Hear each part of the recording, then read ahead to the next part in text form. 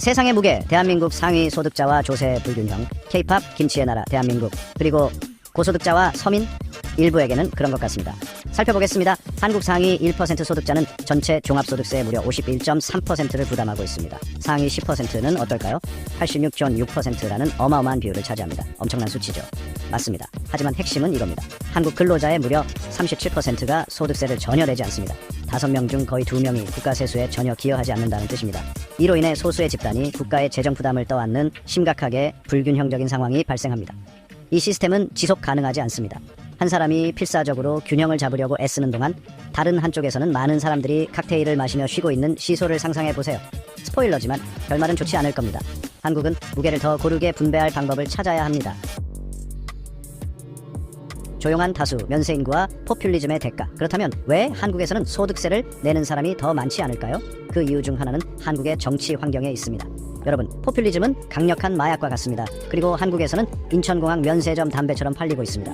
표를 얻으려는 정치인들은 저소득층에게 감세와 면제를 약속하는 고전적인 전략을 자주 사용합니다. 아주 오래된 이야기죠. 나에게 투표하면 여러분이 힘들게 번 돈을 더 많이 가질 수 있을 겁니다. 누가 이런 말을 싫어하겠습니까? 문제는 이것이 위험한 악순환을 만든다는 것입니다. 필수 서비스와 사회 안전망이 어려움을 겪더라도 정치인들은 많은 인구의 세금을 낮게 유지하려는 유인을 받습니다. 이는 국가를 불안정한 위치에 놓이게 합니다.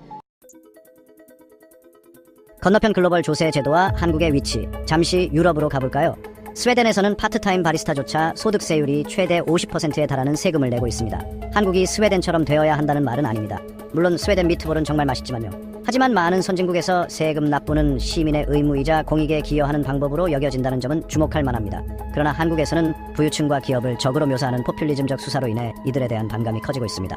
이는 공동 책임에 대한 논의를 어렵게 만들고 필요한 세제 개혁을 시행하는 것을 정치적으로 위험하게 만드는 적대적인 환경을 조성합니다. 앞으로 나아갈 길 균형을 맞추고 한국의 미래를 확보하는 길. 그렇다면 어떻게 이 문제를 해결할 수 있을까요? 쉽지 않을 겁니다.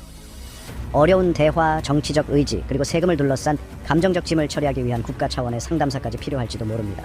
가장 먼저 해야 할 일은 부유층에게만 의존하지 않는 더 균형 잡힌 조세 제도가 필요하다는 것입니다. 저소득층의 경우 소액이라도 세금 기반을 점진적으로 늘려야 합니다. 티끌모아 태산이라는 말도 있잖아요. 둘째, 사회복지 프로그램에 대한 솔직한 대화를 나눌 때입니다. 예를 들어 한국의 국민연금 시스템은 엄청나게 낮은 기여금으로 운영됩니다. 나이가 들었을 때 적절한 의료 서비스와 연금을 받고 싶다면 지금 더 많은 기여를 할 준비가 되어 있어야 합니다. 마지막으로 한국은 부자와 가난한 사람을 서로 대립시키는 분열적인 수사에서 벗어나야 합니다. 시스템에 기여하는 것이 장기적으로 모두에게 이익이 된다는 것을 모두가 이해하는 공동 책임 의식을 함양할 때입니다.